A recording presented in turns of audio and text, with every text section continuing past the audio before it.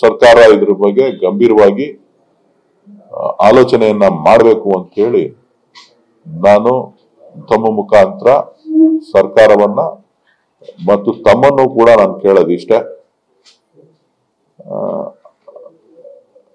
ನೀವು ರಾಜಕೀಯವಾಗಿ ಯಾವ ತರ ತಗೋತಿರೋ ಗೊತ್ತಿಲ್ಲ, ಇದು ರಾಜಕೀಯ ಹೇಳಿಕೆ ಆಗ್ಬಾರ್ದು. ಎಲ್ಲಾ ಪಕ್ಷದಲ್ಲೂ ಎಲ್ಲಾ ನಾಯಕರುಗಳಿಗೂ ಕೂಡ ಇಂಥದ್ದೇ ಪರಿಸ್ಥಿತಿಗಳು ಚಿಂತನೆಗಳು ಶುರು ಆಯ್ತು ಅಂತ ಅಂದ್ರೆ ಬಹಳ ಕಷ್ಟ ಆಗುತ್ತೆ. ಸೊ ಅದನ್ನ ಇಂಥ ಶಕ್ತಿಗಳನ್ನ ಸದೆಬಡ್ಲಿಕ್ಕೆ ನಿಮ್ಮಗಳ ಕೆಲಸನೂ ಕೂಡ ನಿಮ್ಮಗಳ ಮಾರ್ಗದರ್ಶನನೂ ಕೂಡ ಬಹಳ ಮುಖ್ಯ ಅಂತ ಹೇಳಿ ನಾನು ಭಾವಿಸಿದ್ದೇನೆ.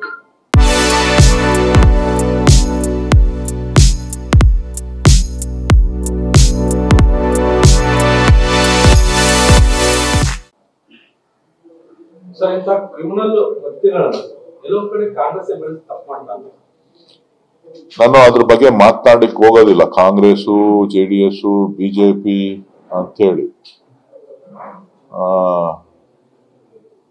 ಇದೊಂದು ಅಸಹ್ಯಕರವಾದಂತ ಒಂದು ಯಾವ ರೀತಿ ಪದ ಬಳಸಬೇಕು ಅಂತಾನೂ ಕೂಡ ನನಗೆ ಅರ್ಥ ಆಯ್ತಾ ಇದೆ. ರಾಜಕಾರಣ ಮಾಡ್ಬೇಕಾ ಬಿಡ್ಬೇಕಾ, ಯಾತಕ್ಕೋಸ್ಕರ ಇದೆಲ್ಲ ಮಾಡ್ಬೇಕು ಅಂತಾನೂ ಕೂಡ ಚಿಂತನೆ ಬರ್ತದೆ. ಯಾವ ಧೈರ್ಯದ ಮೇಲೆ ಮನೆಯಿಂದ ಆಚೆ ಹೋಗ್ಬೇಕು ನಾವು, ಬೇರೆ ಬೇರೆ ರೀತಿ ಎಂತವ್ರನ್ನ ಬೇಕಾದ್ರೆ ವಿರೋಧಿಗಳನ್ನ ಎದುರಿಸೋಣ. ಆದ್ರೆ ಈ ತರ ಚಿಂತನೆಗಳನ್ನ ಮಾಡ್ತಕ್ಕಂಥವ್ರ ಮಧ್ಯೆ ಕೆಲಸ ಮಾಡೋದು ಹೇಗೆ ಅನ್ನೋದು ಬಹಳ ಮುಖ್ಯ.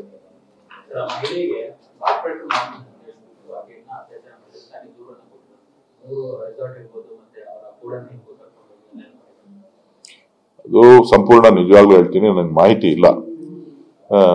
ರಾತ್ರಿ 10-11 ಗಂಟೆನಲ್ಲಿ ನಾನು ಟಿವಿ ನೋಡ್ತಾ ಇದ್ದಾಗ ದೂರ ದಾಖಲಾಗಿದೆ ಅಂತ ಹೇಳಿ ಟಿವಿನಲ್ಲಿ ವರದಿ ಬರ್ತಾ ಇತ್ತು.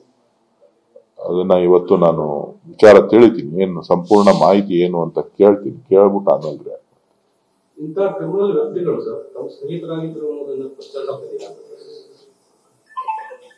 ನೋಡ್ರಿ,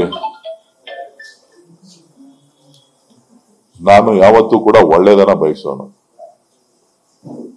ನಾನು ಯಾರಿಗೂ ಕೆಟ್ಟದ್ದನ್ನ ಬಯಸೋನಲ್ಲ. ಆದ್ರೆ ಯಾರಿಗೂ ಎದುರ್ಕೊಳ್ಳೋಂತ ಪರಿಸ್ಥಿತಿನಲ್ಲಿ ನಾವಿಲ್ಲ. ಎಂಥದ್ದೇ ಸಂದರ್ಭ ಬಂದ್ರು ಯಾರಿಗೂ ಎದುರ್ಕೊಳ್ಳುವಂತ ಪರಿಸ್ಥಿತಿ ಇಲ್ಲ. ಆದ್ರೆ ಇದು ನಾವು ಯಾವ ರೀತಿಯ ಸಂದೇಶವನ್ನ ಸಮಾಜಕ್ಕೆ ಕೊಡ್ತಾ ಇದೀವಿ ಅನ್ನೋದೇ ಮುಖ್ಯ ಆಗ್ತದೆ.